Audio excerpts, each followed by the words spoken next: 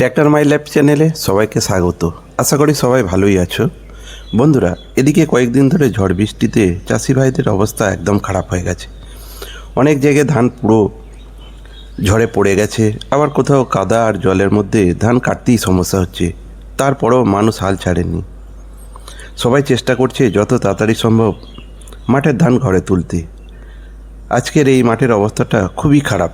ধান কেটে ট্রলিতে করে ধান আনা হচ্ছিল খামারের দিকে, কিন্তু মাঠের মাঝখানে এসে এমন কাদায় ট্রলি বসে গেছে যে আর সামনে যাচ্ছে না, পিছনেও আসছে না। ট্র্যাক্টরের চাকা শুধু ঘুরতেই থাকছে, কিন্তু 1 ইঞ্চিও উঠতে পারছে না। চারদিকে শুধু কাদা আর জল। একবার ঠেলা দিল, 2বার চেষ্টা করলো, তবুও ট্রলি নড়ছে না। ড্রাইভারের মুখে চিন্তার ছাপ স্পষ্ট বোঝা যাচ্ছে, কারণ এই ধান যদি সময় মতো ঘরে না তোলা যায় তাহলে বৃষ্টিতে আরও অনেক ক্ষতি হতে পারে। এখন একটাই ভরসা, হারভেস্টার। সবাই তাকিয়ে আছে হারভেস্টারের দিকে। দেখা যাক হারভেস্টার এসে এই কাদা থেকে ট্রলি টেনে তুলতে পারে কিনা।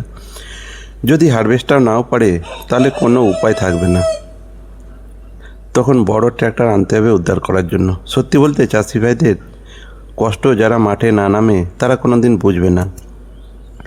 একদিকে ঝড় বৃষ্টি, অন্যদিকে সময়ের চাপ, তার মধ্যে রাত দিন পরিশ্রম করে মানুষ দেশের খাবার জোগাড় করছে।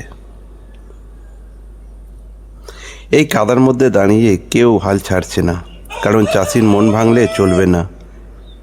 আজ না হয় ট্রলি বসে গেছে, কাল আবার নতুন করে কাজ শুরু হবে। আপনারা কমেন্টে বলুন, এই অবস্থায় হারভেস্টার ট্রলি তুলতে পারবে না বড় ট্র্যাক্টর লাগবে? এই ভিডিও ভালো লাগলে অবশ্যই লাইক, শেয়ার আর সাবস্ক্রাইব করে পাশে থাকবেন। ভালো থাকো, সুস্থ থাকো,